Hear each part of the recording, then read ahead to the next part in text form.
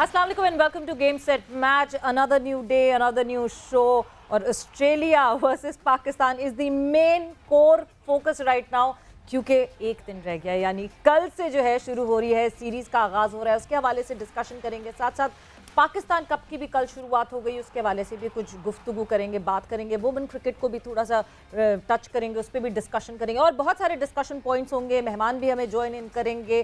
सो मैं हूँ सवेरा पाशा और मेरे साथ मौजूद हैं अदील. अस्सलाम वालेकुम एंड गुड इवनिंग आप सबको. Yup, it's the eve of that very big test series जिसका हम काफ़ी अर्से इंतज़ार कर रहे थे, बल्कि काफ़ी सारे दोस्तों को तो यानी वो टाइम जब न्यूजीलैंड पाकिस्तान को बिल्कुल जिसे कहते हैं कि they left us high and dry while all set for that series छोड़ के गए थे, तो उस वक्त लोगों के जहन में ये सवाल आया था कि भाई वो जो ऑस्ट्रेलिया को भी पाकिस्तान आना है तो क्या वो पाकिस्तान आएंगे और पाकिस्तान के साथ सीरीज़ खेलेंगे. सो मेरे ख्याल से वेल टच वुड अभी सीरीज़ का आगाज़ ऑफिशियली नहीं हुआ है, बट लग यही रहा है कि इंशाल्लाह सीरीज़ का आगाज़ हो भी जाएगा. And we are also excited about it. और जिस तरह की सवेरा टिकट सेल्स रावलपिंडी में चल रही हैं, आई थिंक कल पीसीबी ने आखिरी सेट ऑफ टिकट्स जो हैं वो भी सेल पर भेज दिए हैं और वो भी हाथों हाथ उठ गए हैं. इसका मतलब ये that we are expecting full ground, not just in 1 or 2 days बल्कि all 5 days, something very very unusual for test cricket in Pakistan. Definitely. और अदील कुछ ऐसी फीलिंग हो रही है जैसे चांद रात नहीं होती, चांद रात टाइप की फीलिंग हो रही है कि कल से जो है ये सीरीज शुरू होगी. और जाहिर सी बात है, वो कहते हैं ना दूध का जला हुआ छाछ भी फूक फूक के पीता है, तो डरे हुए सब हैं. सबको कहीं ना कहीं कोई ना कोई वो है कि नहीं जी पहली बॉल पड़ जाए. अभी भी किसी को मुबारकबाद दे रहे हैं कि यार ऑस्ट्रेलिया आ रही है, ऑस्ट्रेलिया सीरीज हो रही है, तो वो आगे से जवाब ये आता है पहली बॉल पड़ने दें. तो इस पहली बॉल का इंतज़ार है. बट 10 बजे कल सुबह जो है वो शुरू होना है, आगाज़ होना है टेस्ट मैच का. पहला दिन होगा और बहुत सारी बातें हैं. क्या 11 खेलेगी, क्या होगा, कौन खेलेगा, कौन नहीं खेलेगा, बेस्ट 11 हमारे पास क्या अवेलेबल है कि नहीं है. But before that let's have a look at this package और फिर कॉन्वर्जेशन को आगे बढ़ाते हैं. इंतजार की घड़ियां खत्म. तारीखी टेस्ट सीरीज के आगाज में बस चंद घंटे बाकी. 24 साल बाद ऑस्ट्रेलिया पाकिस्तानी सरजमीन पर एक्शन में होगा. पाकिस्तान के नंबर 1 बैट्समैन बाबर आजम और टेस्ट के नंबर 1 बॉलर पैट कमिंस मद्दे मुकाबले आएंगे. दुनिया के बेहतरीन बल्लेबाज मानिस लबुशेन सामना करेंगे शाहीन अफरीदी का. डेविड वार्नर का मुकाबला होगा 19 साल फास्ट बॉलर नसीम शाह से. बाबर आजम कहते हैं पिंडी की पिच फास्ट बॉलर को मदद देती है. फाइनल 11 का फैसला पिच और मौसम देखकर करेंगे. हमारे जो मेन प्लेयर्स है थोड़ा वो इंजरीज के शिकार हुए, कोई कोरोना पॉजिटिव आ गया, तो ये मेरे ख्याल से पार्ट ऑफ लाइफ है. कोशिश यही है कि बेस्ट कम्बिनेशन खिलाया जाए. One of the best side है ऑस्ट्रेलिया और आप उनको इजी नहीं ले सकते. ऑस्ट्रेलियन कप्तान पैट कमिंस ने कहा प्लेइंग 11 का फैसला नहीं किया, लेकिन 3 फास्ट बॉलर्स या 2 स्पिनर्स खिला सकते हैं. Stats seem to favour fast bowlers here. Yeah, it looks like a good wicket, so I don't think it's going to be a seaming or swinging all over the place, but yeah, I think there'll be enough there. Test ranking में Australia पहले और Pakistan 6ठे number पर है. 3-0 से कामयाबी कौमी team को 4थे number पर पहुंचा देगी. सो बस शिद्दत से इंतजार है कि कब ये घड़ियां खत्म हो और कब शुरुआत हो उस पहले दिन की. टेस्ट मैच, पहले टेस्ट मैच के पहले दिन की शुरुआत हो. और उसी के साथ जब मैं डिस्कशन की बात करती हूँ तो हम अपनी इस कॉन्वर्जेशन को आगे बढ़ाएंगे और हमारे मेहमान हमारे साथ मौजूद हैं. सो आज के हमारे मेहमान former test cricketer of Pakistan Jalaluddin sahab, as chief selector भी रहे वुमेन क्रिकेट की. जब मैं बात करूँ, खुश आमदीद आपको गेम सेट मैच पे. शुक्रिया आप लोगों का, दोनों का शुक्रिया इनवाइट करने का. नहीं सर, मैं तो एक बड़ी बुनियादी और एक फंडामेंटल सी बात पूछ रहा था. We are all very excited about this series में खाता जिसको पाकिस्तान में ज़रा सा भी क्रिकेट में इंटरेस्ट हो. बल्कि मुझे तो वो भी लग रहा है कि वो जो लोग 3-4 ओवर बैठ के देखेंगे वो अभी ट्वीट या फेसबुक पे लगाने वाले हैं test cricket is the best form of cricket. Sir, so excitement तो इस सीरीज़ के हवाले से ज़बरदस्त है. सर जाहिर है, देखे ना, एक तो इतनी बड़ी टीम ऑस्ट्रेलिया का नाम है और इतने अरसे बाद आ रही है और यहाँ क्रिकेट ऑलरेडी रिवाइव हो गई है और बड़ी टीमों का यही था कि वो नहीं आएंगी. इन सब चीज़ों को देखते हुए और टीम को देखते हुए कि इतनी स्ट्रॉन्ग टीम उनकी है और अभी उन्होंने एशेस भी हराया है, तो एक्साइटमेंट तो है. और ये नहीं पता कि हमारी टीम का एक्साइटमेंट है या नहीं है, या वो डरे हुए हैं ये मैं कह सकता हूँ. मगर आम पब्लिक का तो बहुत ज़्यादा एक्साइटमेंट है और होना भी चाहिए, क्योंकि देखें ना इतने अरसे बाद एक अच्छी चीज़ देखने को मिलेगी. अगर बारिश तो नहीं है कल, नहीं बारिश तो देखिए एक्सपेक्टेड है अगले, हाँ जी बिल्कुल।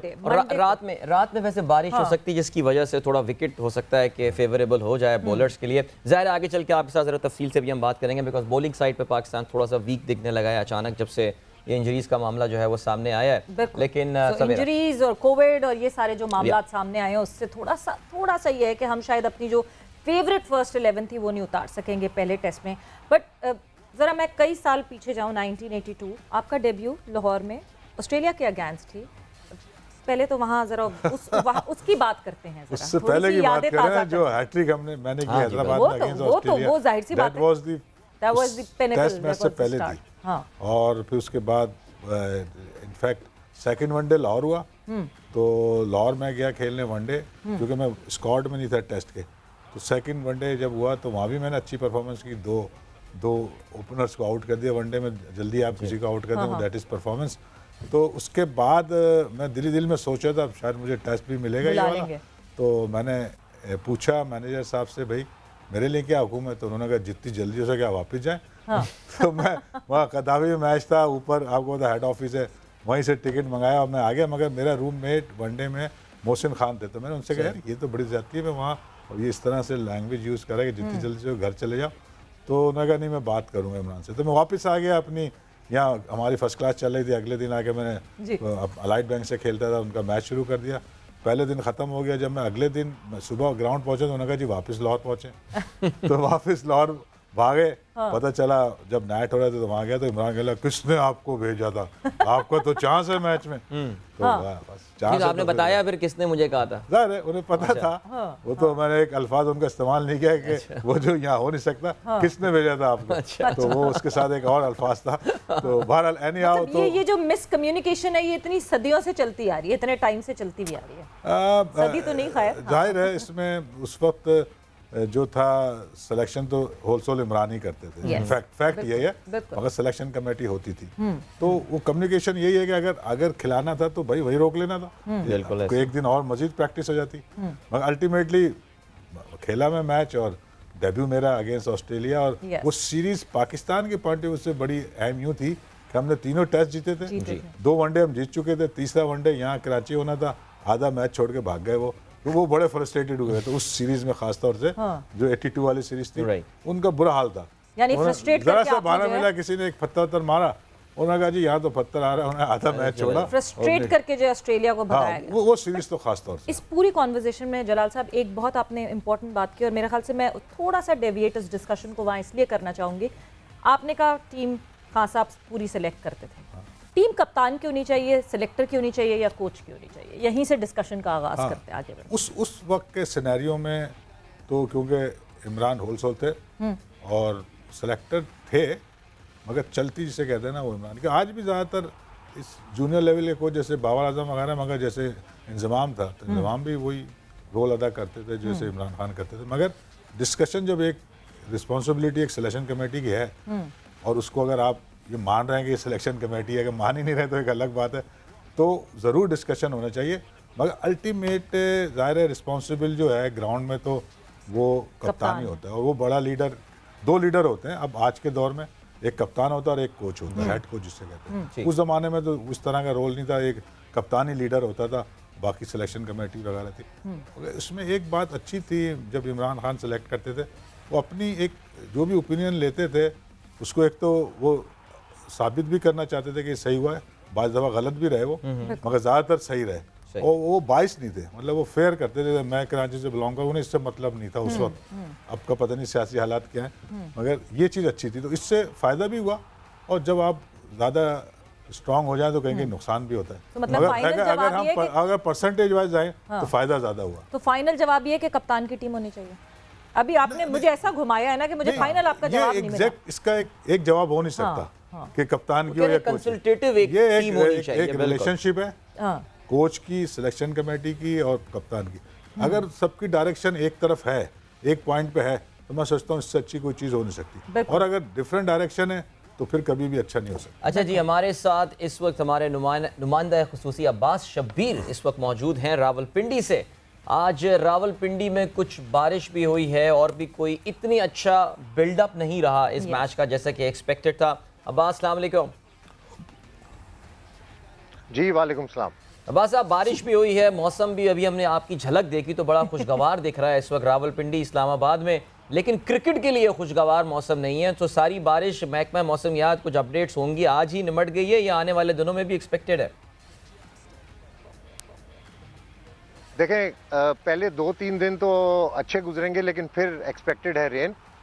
लेकिन ग्राउंड के अंदर टीमें जब उतरेंगी तो जो दिन उनको मिलेंगे उसमें भी हम कह सकते हैं कि कोई रिज़ल्ट मिल सकता है, क्योंकि रावलपिंडी की विकेट हमेशा से रिज़ल्ट ओरिएंटेड है। और आप जैसे कह रहे हैं कि वेदर, अभी थोड़ी देर पहले धूप निकली थी, सारा दिन बारिश थी यहाँ पर, रात से ही बारिश हल्की हल्की यहाँ पर थी। विकेट को बिल्कुल कवर किया हुआ था, ग्राउंड बिल्कुल कवर है। और रावलपिंडी के अंदर बारिश होती है, जब धूप निकलती है तो बहुत तेज़ होती है, जिससे इतना आपकी आउटफील्ड और ग्राउंड आपका इतना डैमेज नहीं होता।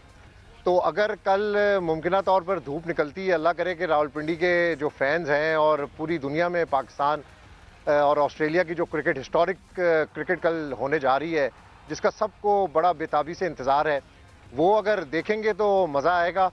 पहले 2-3 दिन तो अच्छा वेदर अभी फोरकास्ट है, लेकिन बाद में जो मंडे से ऑनवर्ड्स हैं उसमें एक्सपेक्टेड शावर्स भी हैं। लेकिन क्या आज टीम प्रैक्टिस कर सकी? बारिश की वजह से इतनी, मतलब इतना इम्पैक्ट किया बारिश ने कि प्रैक्टिसेस हुई टीम की या नहीं? नहीं, प्रैक्टिसेस तो दोनों टीमों की आज कैंसिल हो गई थी, सिर्फ ऑनलाइन वर्चुअल प्रेस कॉन्फ्रेंस पे ही गुजारा हुआ। लेकिन जिम सेशंस जो हैं वो टीम अपने होटल के अंदर कर रही है जब से। लेकिन एक तजस्सुस है, एक अच्छा इस वक्त माहौल बना हुआ है रावलपिंडी के अंदर। कल के मैच के हवाले से तैयारियां भी काफ़ी मुकम्मल हैं। 2-3 दिन टीमों ने यहाँ पर प्रैक्टिस भी की है। इन फॉर्म हमारे प्लेयर्स भी लग रहे हैं, बड़ा फैक्टर करेंगे शाहीन आफरीदी भी इस विकेट के ऊपर। लेकिन हसन अली की कमी भी महसूस होगी, साथ रिजवान, फवाद और अजहर बैटिंग के अंदर बड़ी अच्छी फॉर्म के अंदर है। तो एक अच्छा मुकाबला होगा। दोनों टीमों के कैप्टन्स क्लेम कर रहे हैं कि हमारी टीम भी अच्छी है, लेकिन कल टॉस इम्पॉर्टेंट होगा और विकेट देखकर जो टीम आपने सेलेक्ट करनी है वो इम्पॉर्टेंट होगी। पहले 3 दिन फास्ट बॉलर्स के लिए हैं, फिर आफ्टर ऑन जो है वो स्पिन के लिए ये विकेट थोड़ा सा अच्छा बिहेव करती है। रिजल्ट ओरिएंटेड है सब कॉन्टिनेंट में रावलपिंडी की विकेट। तो अगर मौका मिलेगा दोनों टीमों को कुछ खेलने का तो एक अच्छा मैच होने जा रहा है कल। Thank you so much Abbas, बहुत शुक्रिया आप टाइम। और अब्बास हमें रिपोर्ट कर रहे थे रावलपिंडी से, लाइव फुटेजेस आप वहाँ से देख रहे थे। और कल भी इंशाल्लाह हम इनसे बात करेंगे जब इस मैच का आगाज़ हो चुका होगा। Hopefully a good one for Pakistan. मैं अभी ट्वीट देख रहा था मार्नस लेबोशाइन पे, जितना ये लेबोशाइन एक्साइटेड नज़र आ रहा है ना, मुझे कोई और ऑस्ट्रेलियन नज़र नहीं आ रहा। खुदा खैर करे भाई, दुनिया के टॉप बैट्समैन हैं ये टेस्ट के, और हर थोड़ी देर में एक ट्वीट आता है जिसमें जी I am very excited and also. Sir ये तो इनकी एक्साइटमेंट ऑस्ट्रेलियन टीम में तो अभी हम बात करते हैं। पाकिस्तान टीम की सिलेक्शन एक चैलेंज बनी है, थोड़ा सा हुआ है ना बॉलिंग का, थोड़ा सा हमारा ओपनिंग चल, लेकिन बैटिंग में भी इस वक्त काफ़ी डिबेट चल रही है कि जी ओपनिंग किससे करवानी है। शान मसूद और अब्दुल्ला शफीक, इन दोनों के दरमियान एक इस वक्त एक डिबेट या डिस्कशन चल रही है आउटसाइड। किसका पलड़ा भारी लग रहा है कल वो खेल रहा होगा अगेंस्ट ऑस्ट्रेलिया? देखिए आइडियली तो क्योंकि शान मसूद काफ़ी एक्सपीरियंस अब उनका हो गया, वो कि उनका कम बैक था, और मैं तो ये समझता हूँ उनको बाहर ही नहीं जाना चाहिए था, मगर बहरहाल वापस टीम में आ गए, इट्स ए गुड थिंग। तो आइडियली तो वो उनका जो है उनको टीम में होना चाहिए प्लेइंग 11 में, क्योंकि उनका एक्सपीरियंस भी है, और अब वो जब कम बैक करता है तो ज़्यादा डिटरमिन होता है, वो परफॉर्मेंस करने को साबित करता है कि जी मुझे गलत निकाला गया। ये एक चीज़ भी बड़ी काम आती है टीम, हंगर ज़्यादा होता है। बाद दफ़ा हम खुद एज ए कोच किसी को गुस्सा दिलाते हैं प्लेयर को। अजलाल साहब हमारी स्क्रीन पे भी इस वक्त जो है वो आप देख सकते हैं, ये तीनों खिलाड़ी जिनका हम अभी जिक्र, यानी कि 3 जो आपके कैंडिडेट्स हैं इस वक्त ओपनिंग के हवाले से, शान मसूद हैं, Imam ul Haq and we have got Abdullah Shafique. So अगर आप इनके शान मसूद के करियर पे भी नज़र डालें, I would say slight underachiever but definitely the experience is there. 25 matches इन्होंने खेले हैं, 29 की एवरेज से शान ने रन किए हैं, बेस्ट इज 156। अगर आप कंपेयर करें अब्दुल्ला के साथ, सो अब्दुल्ला ने 2 टेस्ट मैचेस जो बांग्लादेश वाली सीरीज़ हुई थी इसमें he got off to a decent start. So experience versus lack of experience, ये डिबेट ज़ाहिर चल रही है। लेकिन इमाम उल हक की अगर हम बात करें तो वो भी कोई इतना आलीशान उनका रिकॉर्ड नहीं है। ज़ाहिर अभी सिर्फ 11 टेस्ट मैचेस उन्होंने खेले विद द बेस्ट ऑफ 76, 25.52। तो सर अगर इमाम और अब्दुल्ला शफीक से ओपनिंग करवा दी जाती है तो फिर तो मेरे ख्याल से काफ़ी इनएक्सपीरियंस हो जाएगा यहाँ पर। देखिए ये टफ सीरीज़ है, इतने दिन बाद हो रही है, ऑस्ट्रेलियंस को के लिए बेस्ट यही है कि आप अपनी बेस्ट टीम विद एक्सपीरियंस उतारें। देखिए क्रिकेट में एक्सपीरियंस एनी हाउ काउंट होता है, कितना भी आप कह लें जी वो बहुत टैलेंटेड है ये है, मगर अगर फर्स्ट चॉइस आप जाएंगे और आपका ऑप्शन मौजूद है एक्सपीरियंस का, वो चीज़ ज़रूर काउंट होगी। और वैसे यंग भी हैं, कोई ऐसे बूढ़े भी नहीं होगा अगर हम बात करें शान मसूद की, बहुत फिट है। तो मेरी ज़ाती राय में यह है, बाकी तो जाहिर है कि डिसीजन तो वहाँ टीम मैनेजमेंट लेगी। अगर मुझसे पूछा तो मैं तो यही कहूँगा कि ये जो है Shan Masood is the best choice, मगर वो दोनों अपनी जगह हैं। उसका जो है इमाम का तो ज़्यादा वनडे का ही उनको कंसिडर किया जाता है, इमामुल हक को के वो वनडे के ज़्यादा बेहतर प्लेयर हैं। टेस्ट मैच में तो उनको इतना शायद कितने खेले, 11 टेस्ट खेल गए। तो उसमें उनकी क्या एवरेज बताई आपने? मैं जरा देख नहीं सका, वहाँ नजर नहीं आ रहा था। इंतजाम के अच्छा मिस हो गए। चले इमाम ने 11 मैचेस खेले हैं और 485 उनके रन्स हैं, 76 उनका बेस्ट फिगर है और 25.52 की एवरेज से वो खेलते रहे। देखिए इसमें जो एवरेज की बात है, अबव 40 या 40 इज ए गुड शो करता है, is a good player average के वास्ते बता। और जो 25 है या 29 है या जो भी है वो अबव एवरेज नहीं है, बल्कि उनके अंडर एवरेज है, बिलो एवरेज। तो इसलिए परफॉर्मेंस वाइज यानी एवरेज वाइज स्टेट्स वाइज तो कोई भी इतना अच्छा परफॉर्मर नहीं है। बिल्कुल। अब क्या करेंगे जब अब तीनों एक जैसे हैं, उनका तो एक्सपीरियंस भी नहीं है, तो शान मसूद कम से कम एक्सपीरियंस है ये, और वो ज़्यादा टेस्ट उनसे खेले मेरे ख्याल, तो वो 25 टेस्ट खेले, उनको पहला टेस्ट उन्हें खेलना चाहिए। उसके बाद आपके पास ऑप्शन होंगे, अगर नहीं परफॉर्म करते तो डेफिनेटली आप उसको यूटिलाइज कर सकते हैं। मगर आइडियली तो यही है कि आप विद एक्सपीरियंस जाएं। इंपॉर्टेंट मैच होता है हमेशा, एक सीरीज का पहला मैच बहुत इंपॉर्टेंट होता है। बिल्कुल, उसको आप वो किसी भी सेट करता है, वो टोन सेट करता है, उसको किसी भी एंगल से आप मिस ना करें कोई चीज़ें, या रिस्क फैक्टर ना बढ़ाएं अपना। एक जो एक जिसे कहते हैं ना कि कन्वेंशनल टाइप जो सिलेक्शन है वो होनी चाहिए पहले मैच में। बिल्कुल। फिर उसके बाद जिस तरह आप बात कर रहे हैं कि 40+ एटलीस्ट एवरेज होनी चाहिए, वो तो हमारे बहुत कम लोगों की है। बाबर की और अजहर की अगर हम डाउन दी ऑर्डर आते हैं तो अजहर अली ने 91 मैचेस खेले हैं, 6721 रन हैं उनके टोटल, 302 नॉट आउट रहे हैं, वो उनकी बेस्ट फिगर है, और 42.53 की एवरेज है। दूसरी तरफ बाबर आजम की बात करते हैं तो 37 मैचेस खेले हैं बाबर आजम ने, 2461 रन्स हैं, 143 इज हिज बेस्ट, और एवरेज जो है वो 43.17 की है। So which means ये फवाद आलम इज आल्सो 40+ एवरेज वाले आपके प्लेयर हैं। फवाद की तो वैसे ही मैं काफ़ी सारी सेंचुरियां प्रेडिक्ट कर चुका हूँ इस सीरीज में। आई होप इज्जत रख लें फवाद। लेकिन बहरहाल वी हैव गॉट 3 प्लेयर्स जो कि 40 की एवरेज से ऊपर जो है वो खेलते हैं। मुझे लगता है कि ये, आपको लगता है कि ये पिलर का काम करेंगे? डेफिनेटली अब तक देखें ना, प्रूफ किया उन्होंने। जब उनका कमबैक, तो उनका कमबैक ही पता नहीं कितने साल बाद हुआ है, तो वो उसके बाद जब से आए तो उन्होंने अपने आप को सीमेंट करा, एस्टैब्लिश किया बाय परफॉर्मेंस। बहुत से लोगों की ओपिनियन को उन्होंने गलत करा, ठीक है ना।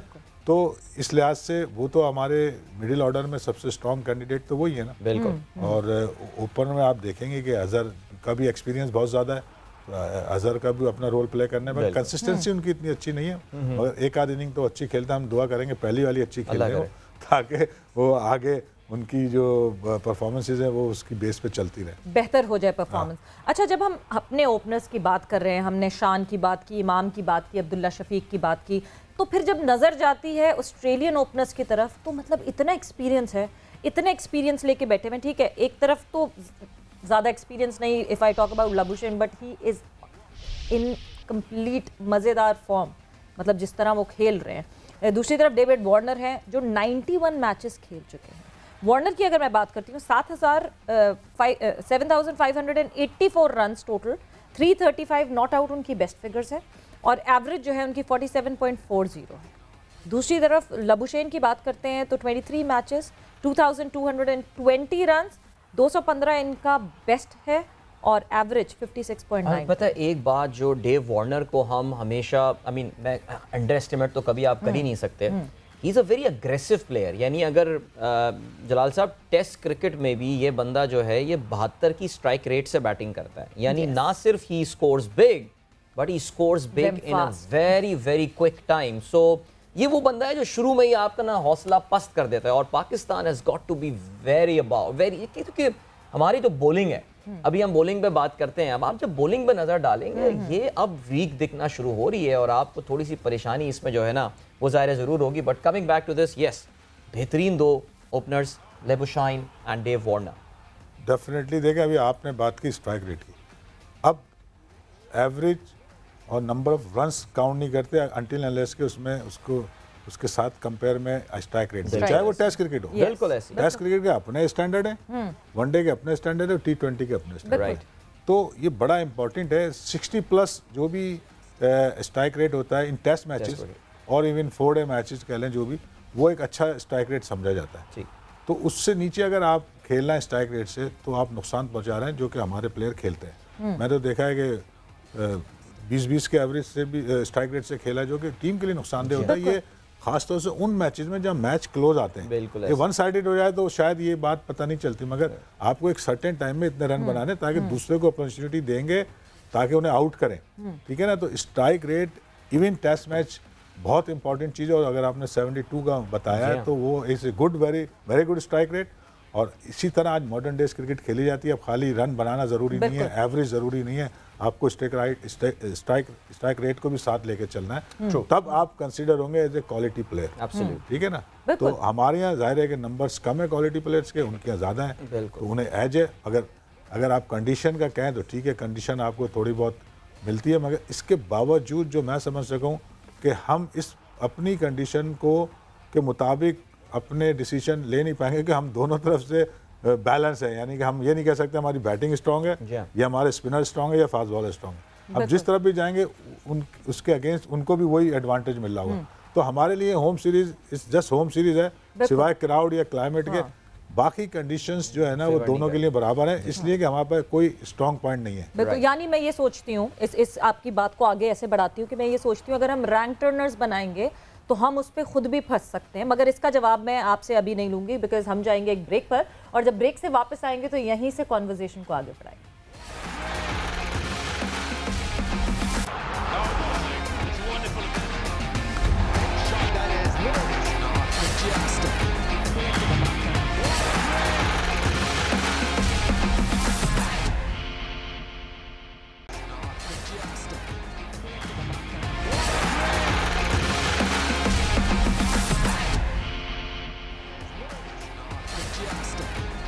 And welcome back to Game Set Match in conversation with Jalaluddin Saab. And Jalaluddin Saab, हम ऑस्ट्रेलिया वर्सेस पाकिस्तान की तो बात कर रहे हैं, मगर ऑब्वियसली क्योंकि आप चीफ सिलेक्टर रहे वुमेन क्रिकेट सेटअप में पूरा, इस वक्त हमारी लड़कियां बहुत अच्छी परफॉर्मेंस दे रही हैं। वार्म अप मैचेस हुए हैं, न्यूजीलैंड को हराया है, बांग्लादेश को हराया है, 6 को पहला मैच होना है इंडिया के खिलाफ। सबसे पहले तो आपकी वो पूछूं मैं कि एक्सपेक्टेशंस क्या हैं? सीनियर्स ने परफॉर्म करके दिखाया है। देखिए, एक्सपेक्टेशन तो बहुत अच्छी नहीं हो सकती, हाँ, क्योंकि जो टॉप टीम्स हैं उनका सेटअप में हमारी टीम बहुत लो है, जिससे हमारी टीम इटसेल्फ इम्प्रूव कर सकती है। जैसे कि प्रैक्टिस मैच जीते हैं तो ये भी अच्छी बात है, इसमें कोई बुराई नहीं है, इससे एक मोरल ही हाई होगा और फिर आगे चल के जो मैं 1 साल रहा, मैंने जो एक्सपीरियंस किया वो ये था कि जी जो हमारे स्ट्रेंथ हम उसको छोड़ के दूसरों की स्ट्रेंथ को देख के, फॉर एग्जाम्पल पावर हिटिंग, हमारे जो लड़कियां हैं 50-50 kg की, वो पावर हिटिंग नहीं कर सकती, ना उनके लीवर्स बड़े हैं, तो हम उसको फॉलो कर रहे हैं। और जो वो उस वक्त न्यूजीलैंडर कोच था मार्क कोल्स, तो गलत डायरेक्शन में जा रहा था। और अभी भी यही है, हमारी स्ट्रेंथ हमारी स्पिन बॉलिंग है और उसके साथ उसकी फील्डिंग प्लान्स और बॉलिंग प्लान्स, वो हम नहीं करते, वरना हम टीमों को बीट कर सकते हैं। तो इसलिए प्लान हमारे पास कमी है, पूल बहुत छोटा है। अब मैं मिसाल दूँ, लड़कियों का एडवांटेज देखें, सपोज मैं 2-3 नाम लेता हूँ, कानात इम्तियाज़ हैं, ठीक है, ये इरम जावेद हैं जी, तो ये वो हैं जो 10-10 साल से खेल रही हैं। कायनात तो खैर इंजर्ड है, वो नहीं गई हैं। मैं एक बात बता रहा हूँ, उनकी परफॉर्मेंस उनकी कुछ नहीं है, लेकिन मगर और कोई ऑप्शन नहीं है, वो खेलती हैं, प्लेयर अच्छी हैं, मगर मसला ये है जो टीम मैनेजमेंट है उसको परफॉर्मेंस करानी नहीं आती, जो हमने अब तक देखा है। और जो परफॉर्मेंस गैप होते हैं उसको असिस्ट करके उसको डेवलप करना पड़ता है, हम या तो खिलाते हैं या निकाल देते हैं। बट अब अच्छी चीज़ ये है जलाल साहब के प्राइवेट लेवल पे जो है वो ग्रास रूट लेवल पे काम हो रहा है। रिसेंटली अगर मैं पिछले साल जाऊं तो पिछले साल जो है वो कोयटा में एक टूर्नामेंट हुआ था, T20 का वुमेन टूर्नामेंट हुआ था। अभी रिसेंटली आप लोगों ने एक टूर्नामेंट करवाया विद ऑस्ट्रेलियन हाई कमीशन के साथ मिलके। कितनी लड़कियां उससे मिली और कितना मतलब आपको लगता है कि फ़ायदा होगा, ये आगे जाएंगी लड़कियां, या फिर क्योंकि यूजुअली वुमेन क्रिकेट में ये होता है कि यंगर एज तक तो लड़कियां खेलती रहती हैं, उसके बाद घर वाले वापस बिठा लेते हैं घर पे। सो कितना आपको पोटेंशियल दिख रहा है? पहली बात तो ये कि अब काफ़ी अवेयरनेस भी आ गई लड़कियों में और मोटिवेशन भी बढ़ गई जब से नेशनल लेवल पे थोड़ा एक्सपोजर मिला है, और जाहिर है कि अपॉर्चुनिटीज़ भी मिली हैं, फाइनेंशियली भी थोड़ा बेहतर हुआ है। एक ये प्लस पॉइंट तो है। जो मैंने टूर्नामेंट कराया था वो तो बिल्कुल एंट्री लेवल का टूर्नामेंट था। इनिशिएटिव था ऑस्ट्रेलियन हाई कमीशन का, मकसद ये था कि इन्वॉल्व करो, बच्चों को खिलाओ, एम्पावरमेंट ऑफ वुमेंस के हवाले से वो था। मगर इसके अलावा हमने बहुत सी चीज़ें की अपनी एकेडमी के थ्रू, जिससे आज 4 लड़कियां इस वक्त पाकिस्तान टीम में हैं। जिन्होंने बल्ला पकड़ने नहीं आता था वो 2 साल के अंदर डेवलप हुई। क्योंकि इसमें फ़ायदा ये है वुमेंस क्रिकेट में, 4 नाम तो बताएं। नाम ले लें आप, अरूप शाह, फातिमा सना, रामीन शमीम, अभी नजिया अलवी भी आ गई है।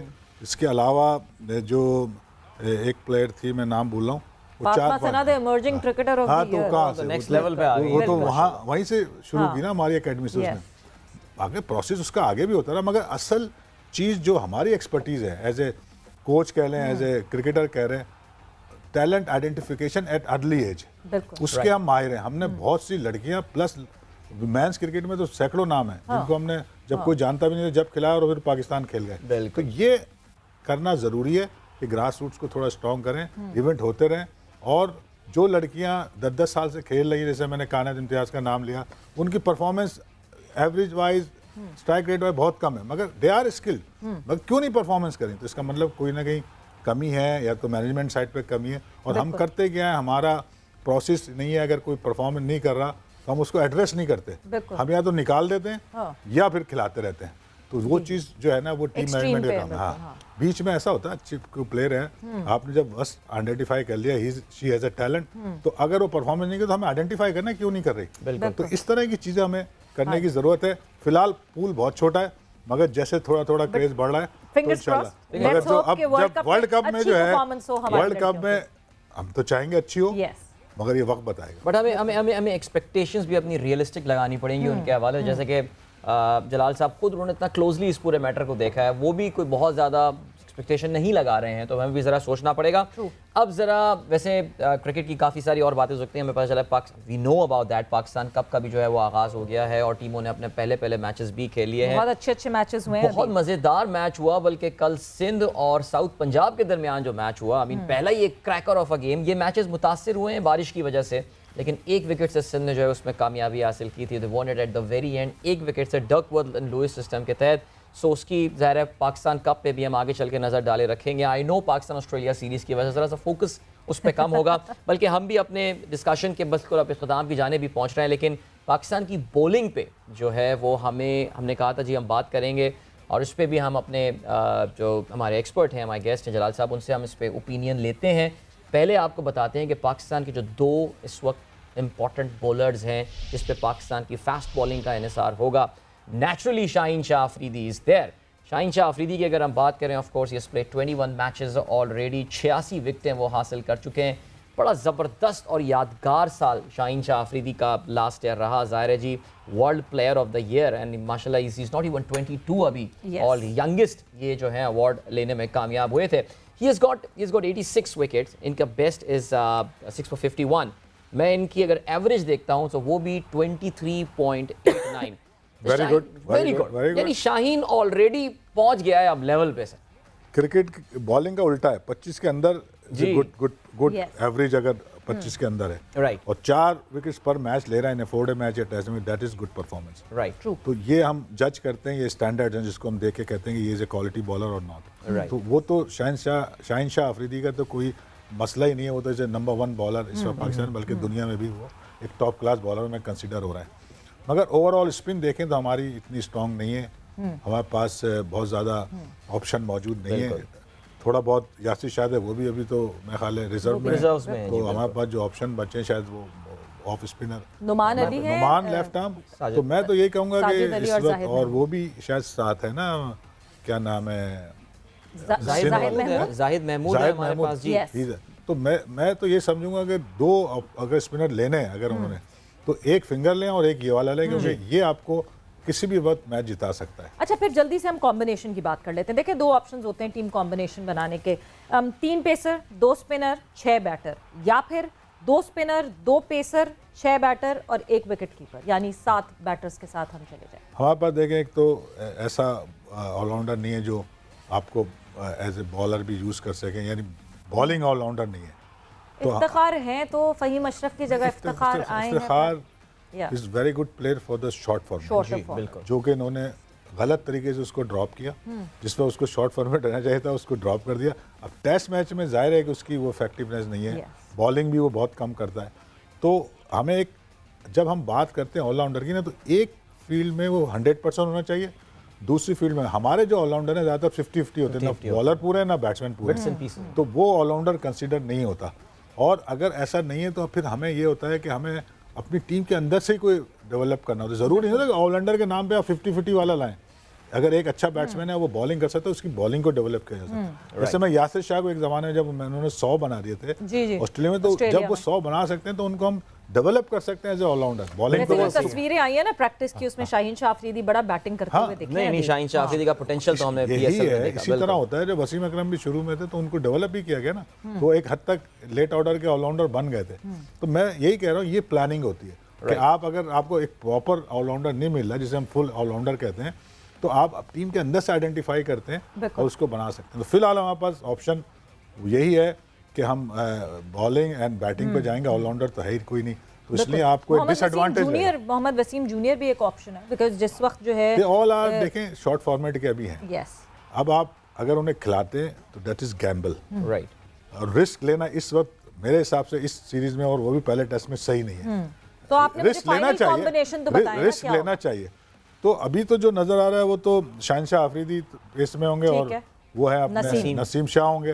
जब नसीम शाह की भी बात ले ले, एक वक्त में वो हाईली टैलेंटेड होते थे और अचानक उनको ड्रॉप कर दिया गया। ये क्या है? ये दैट इज रॉन्ग। मतलब इसका मतलब आपको समझ ही नहीं आई कि प्लेयर में कुछ है नहीं, जब इतना टैलेंट, पहले गलती की थी या फिर बाद में गलती की, तो ये चीज को रिमूव करना है। लेकिन एक चीज जो अब काफी हद तक नजर आ रही है वो ये कि शायद वसीम जूनियर को कल डेब्यू करवाया जा सकता है। सो पाकिस्तान को जो मेन स्ट्राइक पेस बॉलिंग होगी, जो कि रावलपिंडी के ग्राउंड में बात भी की जा रही है, मदद मिलती है Shaheen Shah Afridi, Naseem Shah and Waseem junior. And मैं मजीद बात नहीं करना चाह रहा इस पर, मुझे डर लग रहा है आपको। स्पिनर में देखिए आपके पास आप 2 स्पिनर्स खिलाएंगे, आप जाहिद महमूद को नहीं खिलाएंगे, मुझे ये लगता है। ये मेरा ख्याल गलती करेंगे। एक फिंगर स्पिनर एक होना चाहिए, और जो 3 फास्ट बॉलर के यही है इस वक्त बनते हैं। हमारे पास ऑप्शन ही है। अगर आप 2 फास्ट बॉलर से जाएंगे ना, बिल्कुल, तो फिर आपका बॉलिंग करना मुश्किल हो जाएगी। एब्सोल्युटली, आपको मजबूरन या 5 बॉलर से तो खेलना पड़ेगा। उमूमन टेस्ट मैच वैसे 4 बॉलर से खेला जाता है, मगर जब आपके पास ऑप्शन इतने अच्छे नहीं है तो आपको एक ऐसा बॉलर बीच में डालना है जो आपको रेस्ट करा सके दूसरे बॉलरों को। बिल्कुल। तो ये कॉम्बिनेशन बन रहा है, मगर मैं ये कहूँगा कि जाहिद को खेलना चाहिए, जाहिद को खेलना चाहिए, जलालुद्दीन साहब का कहना है। फिंगर क्रॉस्ड, आई होप के इसी तरह हो, एक अच्छी परफॉर्मेंस दिखे। कल शुरू होना है मैच, बट थैंक यू जलाल साहब, आपका बहुत बहुत शुक्रिया गेम सेट मैच के सेट पे आने के लिए, और आप लोग सबका बहुत बहुत शुक्रिया। आप लोगों ने रखना अपना ख्याल। टेक केयर, बाय, अल्लाह हाफ़िज़। Thank you very much.